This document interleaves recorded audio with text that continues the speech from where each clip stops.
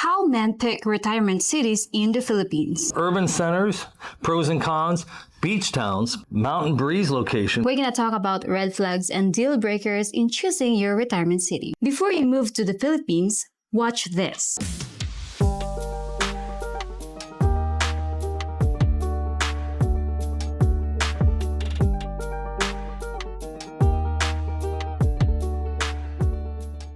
We surveyed over 400 respondents on our community page, and we asked, if you're planning to spend 6 months a year or move to the Philippines, how would you go about it? And we asked them, would you first meet the Filipina and then decide your location? 2, would you go for that Captain Ron beach bungalow with views? 3, would you choose a breezy mountain location? Or 4, would you take an urban setting with modern conveniences and nearby quality hospitals? And I was kind of surprised by the result. I thought meet your Filipina first would be the winner, but it wasn't. Let me just share the results. City with top hospitals and good infrastructure, 33% of the 403 votes. And in second place was find a Filipina first, then choose the location. Actually, the second, third, and fourth choice were clustered very close together. Cool mountain climate with a fresh breeze, 23%. Chill beach town with ocean views, 19%. So stay tuned. We're going to tell you about each of these choices, why meeting a Filipina first might be the way you want to go. Welcome back to another episode of Fly Me to the Philippines. We're going to talk about where to live here in the Philippines. But before that... Happy birthday! Chrissy turned 32 years young, looking more spectacular than ever. I think age is serving you well. Felt like 23. 23, yeah. Well, and Chrissy, we had 16 of your relatives in town, and we had a big birthday party. And we want to thank our friend Marshall, who helped our Monday card game, and boy, we just picked up and we took everything to a cabana at Ultra Winds, and we had a great pool party and experience. And then Chrissy, we ran some of the relatives up to look at the mountain property, and the gate was being cemented in. Here you can see a little short 10-second video where the gate is being cemented in, and we have plans to next do the fencing. We've ordered that, and we'll have more updates on the mountain property. But we have a property to. One of our votes was to get out of the heat and go to the mountains. I think that is one of the things that I really like in this place where we are living here in the Philippines, because if you want to have a unexpected getaway, you can just do it for after. It takes us 45 minutes to an hour to get up to 2,800 feet above sea level. Yeah, so we're going to talk about where to live in the Philippines, and we have a lot to share with you.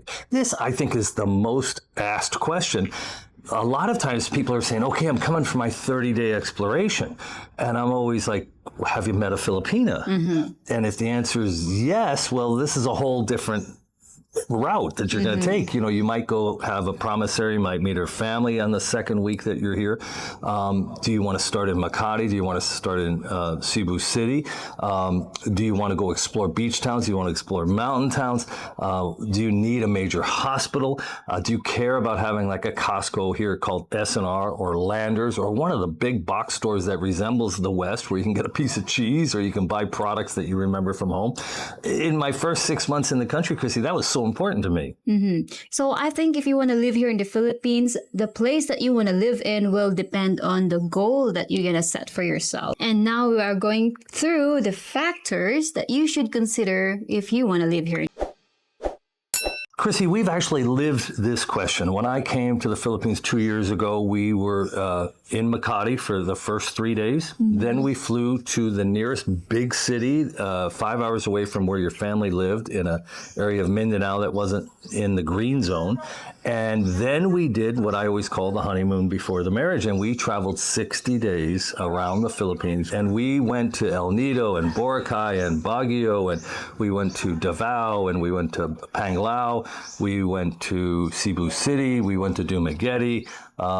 We didn't make it to Iloilo that trip, but we've been there since. And actually, your goal is different from some other men's goal because they don't have Filipina yet, or maybe they prefer to come here in the Philippines, find somewhere to live before finding a Filipina. There are a lot of men that commented on our YouTube channel that they said they were not expecting, or they were not they did not intend to meet a Filipina here in the Philippines. They just want to live here. But then it happened that they met a Filipina and it changed their goal in where to live in the Philippines. And I think, Chrissy, we've shared before, like 90 some odd percent of the expats we know live where they live because their Filipina lives an hour or two or nearby. First, start with your priorities. You know, some guys, they just love the beach. I came from LA. I love the beach. I thought in the Philippines I'd live at the beach. It just didn't work out that way. But you have to figure out your priorities. In the mountains and enjoying a cool breeze, waking up to the waves, a modern mall, great restaurants, good hospitals. Or you're the kind of guy that you put your Filipinas the top priority and you just want to live where your Filipinas family is nearby but not too far. Yeah, we always say the 90-minute rule, right, Chrissy? If they're closer than 90 minutes, they'll go home on their motorcycles. If they're farther than 90 minutes, they'll want to spend the night. Yeah. And if they're within 20 minutes, you might not be able to keep food in the refrigerator no matter what. I always hear that from other expats. And if you're a surfer,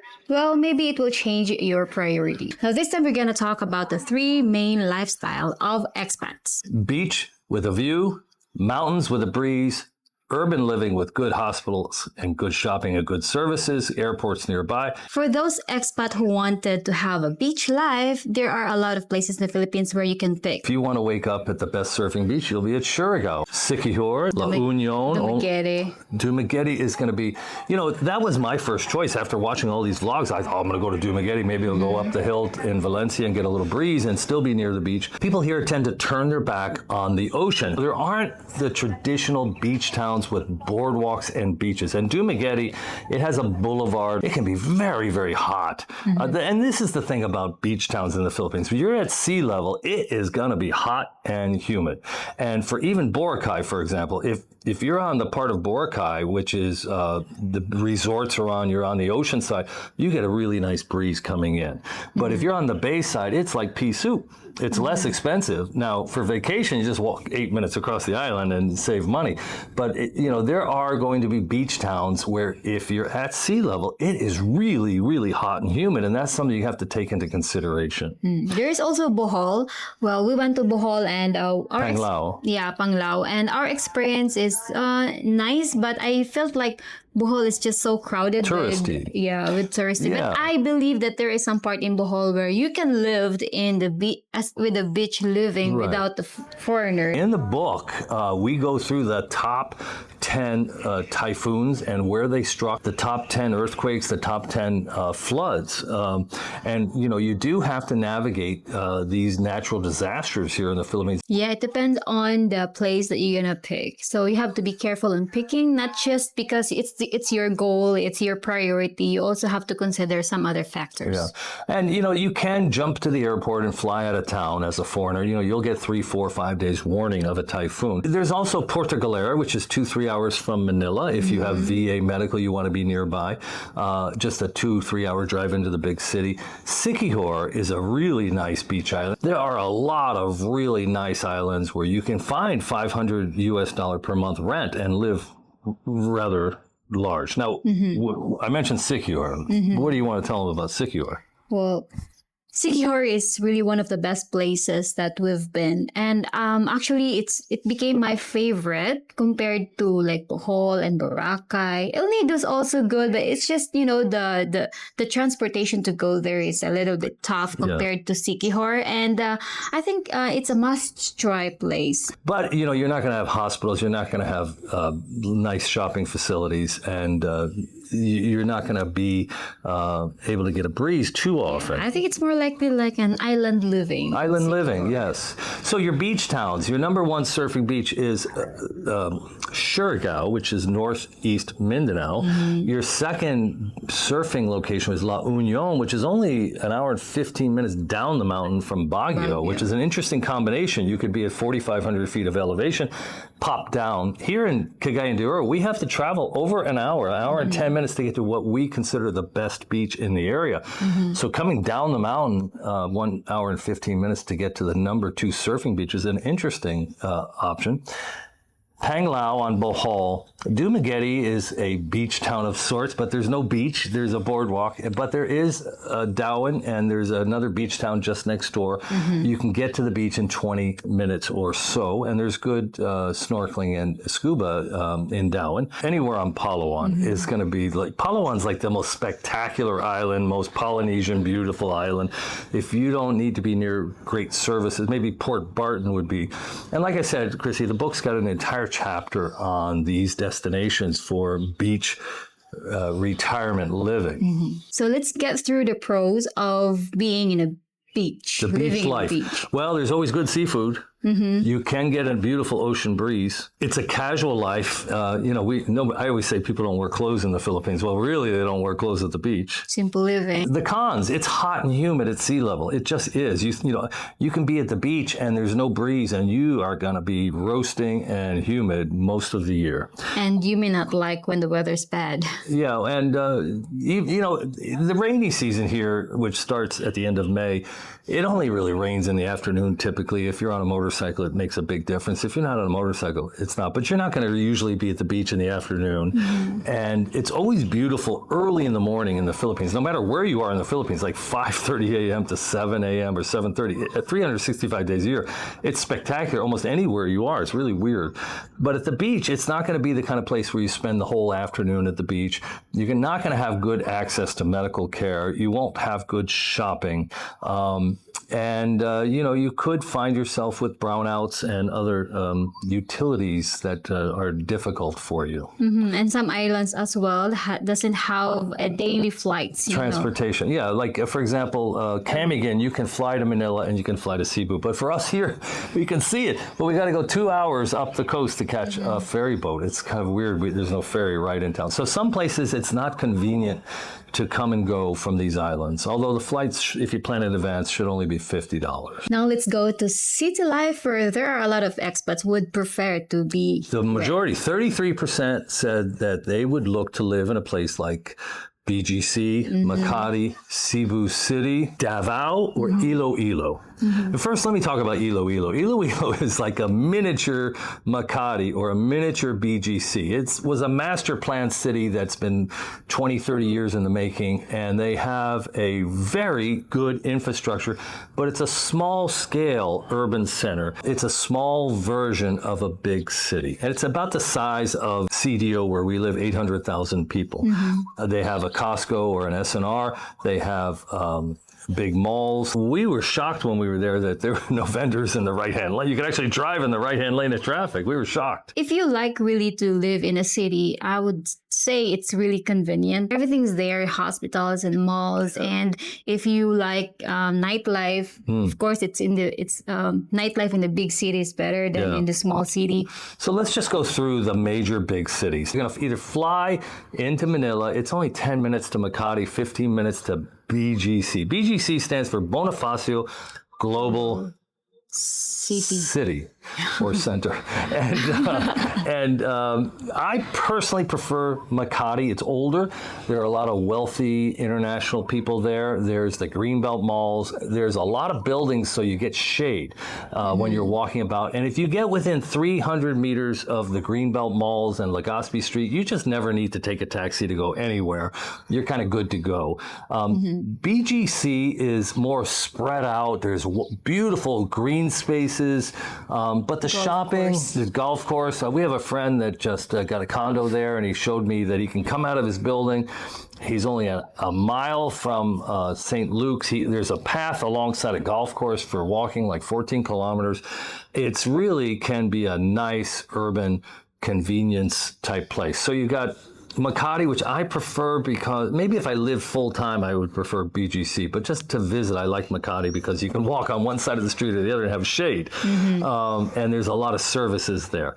BGC, lots of modern buildings. Most of them are vacant. I think people are at work 6 days a week or foreigners own them. And the shopping, you're going to pay a real premium. They're going to have specialty shops and specialty markets more often than not nearby. It has a lot to offer, but you're going to hit traffic as soon as you exit BGC.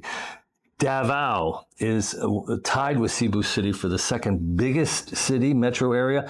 Well organized, considered the most safe. There's some traffic there, nowhere near as bad as Cebu City. Good medical, good shopping, nearby the mountains, nearby the ocean. Davao has a lot to offer in terms of urban. And Cebu City, a lot of expats love Cebu City because it's a good jumping off point to explore Dumaguete, Panglao, and going all over the Visayas. So let's go through the pros. The pros and the cons. living Okay, you do the in pros. the city. Great hospitals, fast Wi-Fi, and shopping malls. Lots of shopping and hospitals is definitely number one. But the cons, let's talk about the cons. I personally think you're going to spend as much as 40% more for groceries, restaurants, and services. Rentals. In general, you're going to go to these specialty markets. You're going to go to these high-end restaurants. You're going to take your laundry to a laundry shop. You're going to pay 30, 40% more. And that's a real negative if you're on a budget or a fixed income. Noise is a little bit of an issue in the city. If you need that Western lifestyle, this is it. It won't feel like a third world country in BGC or Makati. It's going to feel like a developing country. And you have your Hermes and your Prada and your Louis Vuitton shops, and you have all your St. Luke's Hospital, and you got the VA nearby. You have no trikes on the street, and in general, the sidewalks are not buckling. The electricity is not spaghetti wire, and this could be for you. Yeah, you know what? My observation in the city, all the cities we've been, is that people are busy. They have their own world. So I think I can hardly create my social life there because they're so busy. They're all like executives, and you know, they're also their priorities are different than our priorities. Especially you're retired. So I think it's kind of like hard to get like numbers of friends. Integrated, yeah. Well, one of the pros we didn't mention is you're near the airport. If you're in Makati or BGC, you're just 10 minutes to the terminal, and whoosh, cheap flights all over, so you can do lots of vacationing. So that's a huge plus. One of the negatives is you're living in that condo. You probably have your air conditioner on 24 hours a day. We're here on our patio. We're about to enter the 6 hottest weeks of summer. I've mentioned before, we only turn on our air conditioner in the main family room 6 weeks a year. We haven't turned it on yet, but boy, we're starting to struggle. Yeah. If I lived in the big city in a condo, some of these condos are very small, and you would just have to live in air. They give you this little tiny patio usually, or terrace. So it would be an air-conditioned lifestyle, and I think that's a negative for me. I like being here in the fresh air. Let's go through the places where you can experience a mountain life. We have a whole chapter on which cities you could retire and get away from the heat and enjoy these mountain breezes. Tagaytay would be the first city. It's a 2-hour drive south of Manila. It's close to Taal, Taal volcano, which is having some rumblings right now, actually, and erupted in 2020. I changed my flight because the volcano erupted in February 2020. So a lot of people are not comfortable living 10, 15, 20 miles away from a major volcano.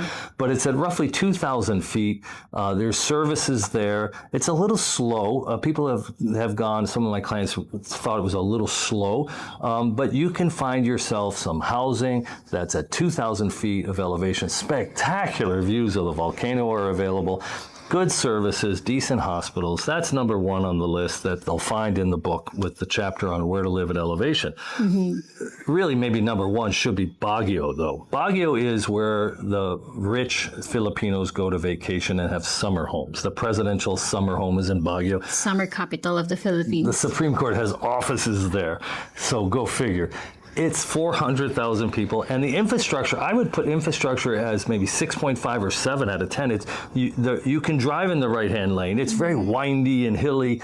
It's full of taxis because it's a very touristy town. And the negative for Baguio is you really don't want to be there Friday, Saturday, or Sunday because the town just fills up with local tourism. It's not like El Nido or Boracay where it's full of South Koreans. This is almost all Filipino tourism.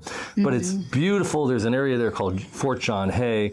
And I'll just mention, so I had a consulting client who was kind of an interesting guy, and he had access to some satellite data, and he found some microclimates 20, 30 minutes outside of Baguio, which he was very interested in. I think that's also a possibility. And it's just to discover. Yeah, there's places to discover. Now, it does get slammed by typhoons, and it rains 2, 3, 4 times more than Seattle. Not hours of rain, but just buckets of rain when it does rain. It does get a lot of weather during typhoon season. It's in the middle of the country, so it doesn't get the coastal typhoon problems, but it gets a lot of the rain. This last season in particular, there was tons of rain in Baguio. If you fly into Manila, you can just get the Victory Liner and get a sleeper bus for 3.5, 4 hours, $27. Boom, go check out Baguio before you head south to see the Visayas. And the other place that they need to visit is Bukidnon. This is just over across the river is Bukidnon province. We live in CDO, which is technically in Misamis Oriental, which provinces are like states in the United States. So we cross the river, boom, we're in Bukidnon, which is almost like the Appalachian Mountains. It's a big, big province. And we live at 500 feet of elevation, but we're on this canyon and the mountain air comes down and swirls around this canyon. We get a little bit of an artificial breeze because of the canyon. But you could live here in CDO, a city of 850,000.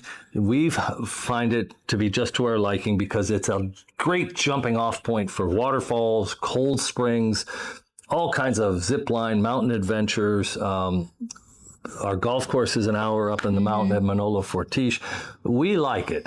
Traffic, like everywhere in the Philippines, is pretty intense, but we're retired, so we can pick and choose where we go. Yeah. Where, in fact, our property is located in Bukidnon. And so there we experience like a little microclimate. It's like a microclimate. It's overlooking. We have a beautiful view. It's very humid because it rains a lot up there. During the rainy season, it'll rain every day at noon, from like noon to 6 or 7. But you'll get from 6 a.m. till noon. Every single day it'll be spectacular. That's at 2,800 feet of elevation, an hour away from here. Now, nearby also is a place called Claveria, and we have friends that live there. It's at 3,000 feet of elevation, and they kind of drive in every Sunday and go to S&R/Costco or take care of a lot of their chores and shopping. And if they do need medical appointments, they'll come in midweek during 10 a.m. or something like that. But it's a very doable hour and 20-minute drive, hour and 30-minute drive from downtown CDO. Also, there's a city called Malaybalay. We had a very knowledgeable man on our channel last year who lives in Bukidnon, and he thought Malaybalay might be a sleeper town for people to check out. They're building an airport. It's at 2,000, 3,000 feet of elevation. It's halfway between CDO and Davao. And we talk about that in the book. Let's talk about pros. Okay. Cold breezes, higher elevation, and less air conditioning. Yeah, well, and electric's not free here, so less air conditioning is good. Last year we had a big party also for your birthday, and we let everybody run the AC. They were trying to refrigerate meat, and boy, we got a huge electric bill just for 3 or 4 days of going crazy. This year we said keep it at 29 centigrade when you're sleeping, and we have 7 fans in the house, but it's only really necessary 6 weeks a year. When it's really, really hot like this month of the year. Another positive about living in a mountain is that the cost of living is lesser than living in the city. Absolutely. The lifestyle, you can have fresh vegetables and fresh meats, and there's a lot more that you can see. Actually, I actually like. That's my preference, my personal preference, living in a mountain. Yeah. I grew up in Los Angeles, Chrissy, and I always thought I'd be Captain Ron, a beach bum. And when I came to see you, I thought, wow, the temperature at the beach is going to be brutal, hot, humid. I never thought I'd be living it. Like right now, there's a beautiful breeze coming through. It's crazy. And anyway, what are the cons of living in the mountains? Well, you're not going to be near quality hospital care. Okay, and there are some safety precautions you might need to take because you're a little bit isolated. You're going to be somewhat isolated from other expats, but those that do live in that area, you'll probably bond with very closely. And it rains a lot. That could be a con for some people. Shopping is going to be a little bit difficult. More driving would also be something. When we drive, we have to drive 45 minutes to an hour. Shopping malls is very distant. There's no shopping mall. Another positive about it is less pollution. Okay, Rob, so that's our preference, personal preference. Yes. But how do really men actually choose? Well, I've said this before. Most every expat that I've met lives near their Filipino family.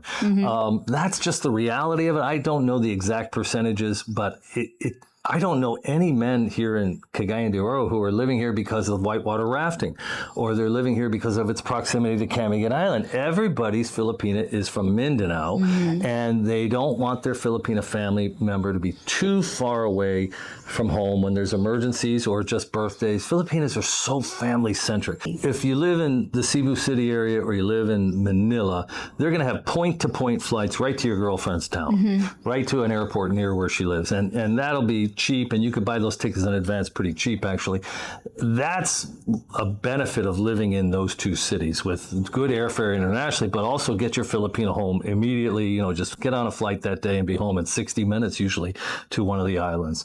But in reality, men have a hard time figuring it out. They're coming on their 30-day exploration trip, and they always say to me, Rob, where should I go? I want to start looking at my retirement options. And I'm like, wait a minute. Have you met a Filipina? No, but I'm trying. Okay, well, so when are you coming? I'm coming in 60 days.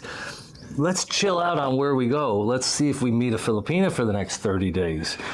But I have a lot of clients that are like, no, I'm too logical. I mean, I don't want to pick a retirement city based on a woman. You should also consider the red flags and deal breakers. When it comes to red flags, we mentioned this earlier, but there's a lot of natural disasters here in the Philippines. You need to watch out for flood zones, earthquake-prone areas, tsunami-prone areas, karaoke all night, no fiber internet, electricity brownouts, interrupted water supply, deal breakers. Yeah, there are a lot of places in the Philippines where you will find trouble of all this mentioned. And also watch out for your neighbors, the type of neighbors you're going to have, and the animals around you like roosters. Oh, roosters in the Philippines, fighting roosters in particular. Multiple dogs. Multiple, like we had 9 live next door once.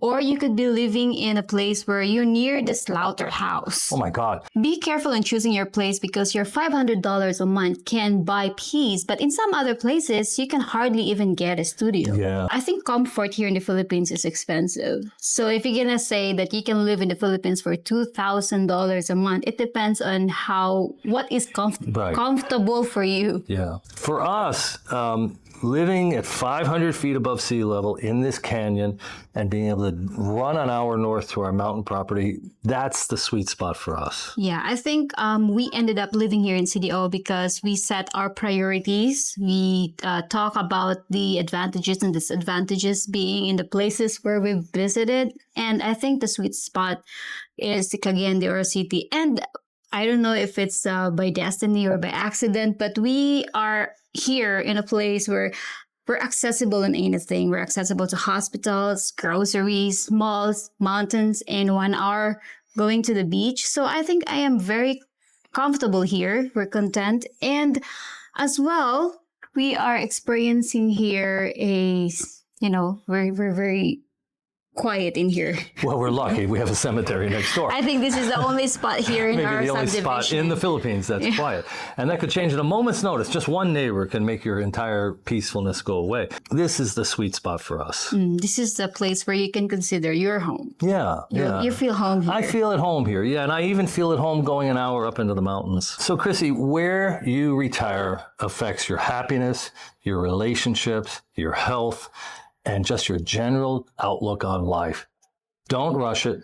And read our book. It has all the research and information we've put in to help you choose your retirement place. And you can get a paperback copy and travel with it. It's all the information I needed when I first came here on my first visit, all in one place. And of course, if you have a specific question and you want to feel a big brother in the Philippines, you can book a consultation. The link is written on the comment section box. Or you can email us at flymetothephilippines@gmail.com. That's right, Chrissy. And to get the paperback book, just go to Amazon and search Fly Me to the Philippines paperback or ebook. It'll pop right up. Till next time, from Fly Me to the Philippines. Choose your retirement city wisely.